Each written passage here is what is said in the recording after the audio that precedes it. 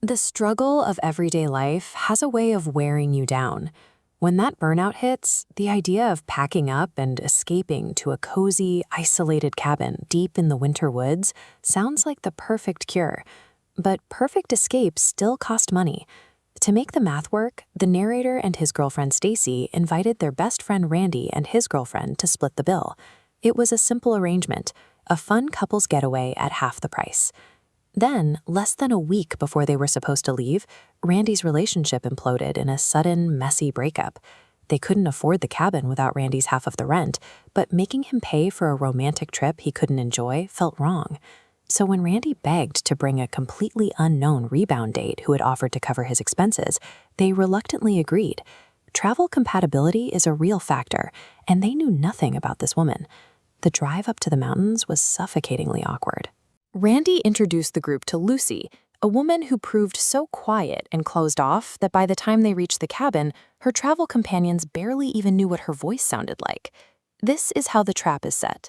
Financial constraints and the deep-seated desire to just be polite create a psychological blind spot, pushing us to override our natural survival instincts and invite total strangers into isolated environments. Once settled into the cabin, the group tried to force a normal social dynamic. They gathered around the fireplace and brought out a deck of Uno cards, a simple, low-stakes game meant to help Lucy finally come out of her shell. As soon as Stacy called out Uno, Lucy's mousy demeanor evaporated. She launched into a screaming, hostile tantrum, accusing Stacy of cheating with an intensity that belonged in a street fight rather than a friendly card game. The immediate reaction to bizarre behavior is usually denial. The group nervous laughed through the outburst, attempting to smother that aggression with social normalization to artificially diffuse the tension. And almost instantly, Lucy dropped the hostility. She returned to her quiet baseline, as if the screaming match had never happened, leaving everyone else psychologically disoriented by the rapid shift. The friction continued at dinner. Lucy began oversharing deeply private, uncomfortable details about her and Randy's physical relationship. She was violating standard conversational boundaries, forcing the table into a humiliated silence. Later that night, the hosts woke up to the sound of Randy and Lucy arguing through the cabin walls. Because of the sheer awkwardness of the situation, they chose to pretend they didn't hear it, keeping their bedroom door firmly closed. These erratic outbursts act as probes. By testing how much a group will tolerate in the name of social harmony, an unstable individual establishes a new, dangerous baseline for what they can get away with. By the middle of the night, the cabin had descended into profound silence. Miles away from the nearest town, everyone was asleep, completely physically vulnerable to whoever was inside the walls with them. Randy woke up with a sudden jolt. Standing completely motionless at the foot of his mattress was Lucy, staring silently down at him in the dark. When he asked what she was doing, she calmly told him she was just watching him sleep. After a moment, she turned and walked out of the bedroom. When she didn't come back, Randy finally pulled back the covers to look for her.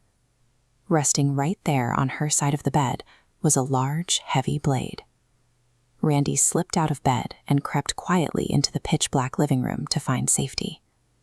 As his eyes adjusted, he saw Lucy humming to herself, skipping through the shadows of the dark cabin. Then, a single floorboard creaked under Randy's foot. Lucy stopped humming instantly.